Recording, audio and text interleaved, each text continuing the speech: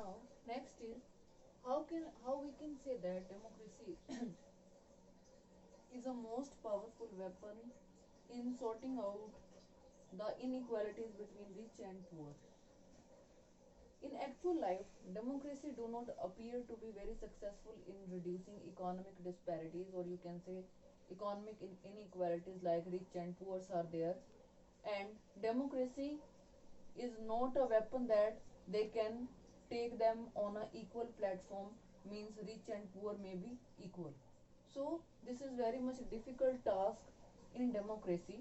But you can take the example of India, where even after more than 60, no, this book was written in 2007, now more than 70 years of democratic government, more than 26% of the population still live below the poverty line, and they know uh, party will like to lose its votes, and what they are doing, they are moving to these poor people and they are giving them bribes to get their votes.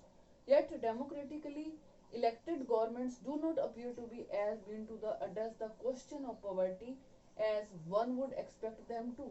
The situation is which worse in some other countries also. In Bangladesh, more than half of its population lives in poverty, but the situation is somehow better than Bangladesh in our country. No doubt people are very much poor, and rich people, they are dominating the poor people also, but still the percentage, if we are counting from independence till day, they this percentage is reducing day by day, and we have to take proper steps to reduce the poverty in our country also. The government in poor countries should maintain a balance between investment on poverty, food, clothing, health, education, and on industries. And because health and education are the most important components of human development, whereas industries and infrastructure led to the economic development.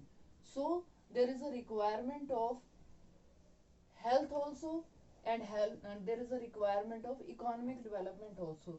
If there will be economic development, only then we can concentrate on our health as well as on education. For our health, for our education, there is a requirement of money, and that money can be available only with the economic development of the country. And for the economic development of the country, there is a requirement that democracies should be successful in reducing the economic disparities between the people of our country, means there should be no difference between rich and poor, means resources must be equally available to the people who are living in our country.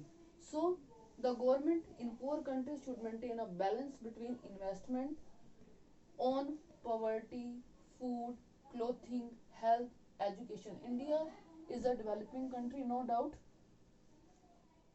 and in our country, universal adult franchise there means people of 18 year and above 18 year of age, they are able to give vote.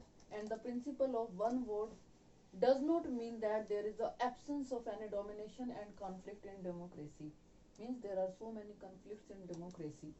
There may be question, value based question in your exam. Is India is a democratic country? Then what will you write? Some student will write, yes, India is a democratic country. That is the right answer. But some student will write, no, India is not a democratic country. And they will write that corruption is there, there is a poverty in our country, and there are so many problems people are facing, and still you are saying that India is a democratic country. Means answer will be right for both the person. Value based type questions will be asked in your final exam, that India is a democratic country, yes or no? Yes, India is a democratic country, because we are reading each and everywhere. In our ninth class, we are reading about democracy. India is a democratic country. In 10th class, we are reading here outcomes of democracy. So India is a democratic country. But whenever we are going through the scenario, or we are going on the practical life, then corruption is there.